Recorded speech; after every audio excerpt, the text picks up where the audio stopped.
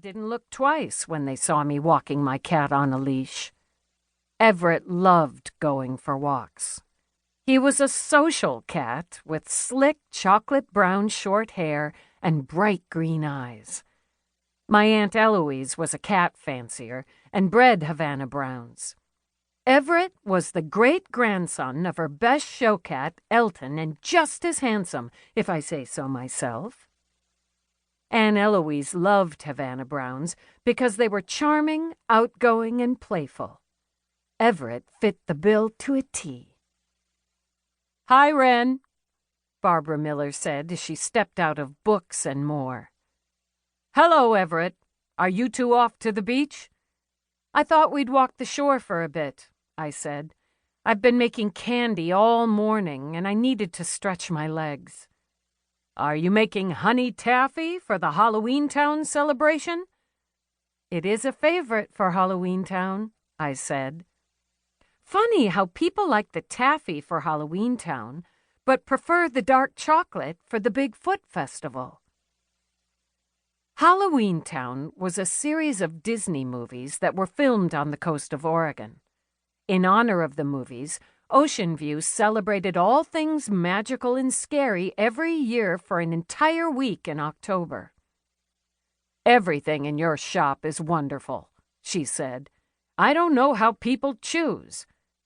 Now that I think of it, I need a couple of new candles. Is someone minding the shop?" "Portia is there," I said. "She can help you pick out the best beeswax candles for the season." "Oh, good," Barbara said. "I'm on my way over there now. Toodles!" I watched her walk off. Barbara Miller was my grandmother's neighbor. They had grown up together. While my grandma had to use a walker, Barbara still got around quite well in her athletic shoes, jeans, and jacket. Her short hair went from gray in the back to white in the front, but it framed her wide face well. Everett and I headed down the nearly empty street. Since it was October, most of the large crowds of tourists had left the coast, leaving the diehards and the locals. It was my favorite time of year. I loved the colors of fall, when the ocean was a deep, cold blue. The trees had begun to turn red and yellow, while the pines were dark green. Orange pumpkins dotted the sidewalks, along with autumnal wreaths and Halloween decorations. The thing about Everett was he was a bit of a talker. He liked to comment on things we saw in our walks. I talked to him often without even realizing that most people didn't understand talking to a cat. "Want to go down to the beach?" I asked him. "Are you talking to that cat?" Mildred Woolwright said as she passed by. "Oh, hello," I said. "Yes, I guess I was." She blinked at me. "You're a bit too young to be a crazy cat lady." "I'm not crazy," I said with a smile, "but I'll admit to being a cat lady." Mildred rolled her eyes and continued down the street as I winked at Everett. "Shall we go to the beach?"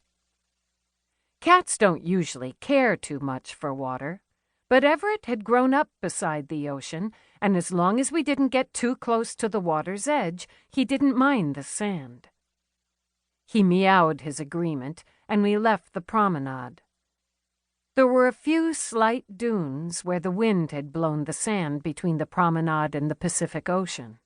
They rolled gently, no more than a yard high, and were covered with waving beach grass. Everett loved the feel of the grass against his fur. Bonfires were allowed on the beach, and the evidence of them crunched under our feet. Black charcoal spread out in piles large and small. Pieces of charred wood scattered about. The beach was a deep stretch of sand that narrowed during high tide and stretched out during low tide. I was enjoying the sound of the ocean and searching the waves for evidence of whales when I felt Everett pull on his leash.